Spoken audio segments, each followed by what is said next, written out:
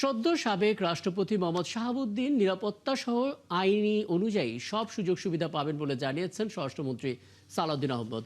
লন্ডনে গিয়ে ফ্যাসিস্ট শেখ হাসিনার সাথে সাবেক রাষ্ট্রপতির ফোনালাপের বিষয়টি অলীক বলেও জানান তিনি।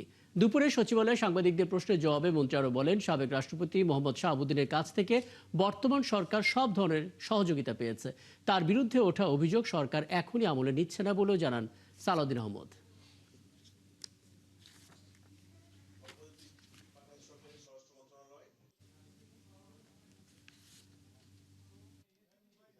সাবেক রাষ্ট্রপতি হিসাবে তিনি আইন অনুযায়ী যা সুযোগ পাবেন সেটা অবশ্যই পাবেন এবং তার প্রোটেকশনের জন্য SSF PGR সহ এটা 6 মাসের একটা বিধান আছে, সেটা 6 মাসের তিনি তাদের সুযোগ পাবেন। আজকালকার ইন্টারনেটের দুনিয়ায় লন্ডন যেয়ে কারোর সাথে কথা বলতে হয় না, তো এটা আমার কাছে অলীক মনে হয়।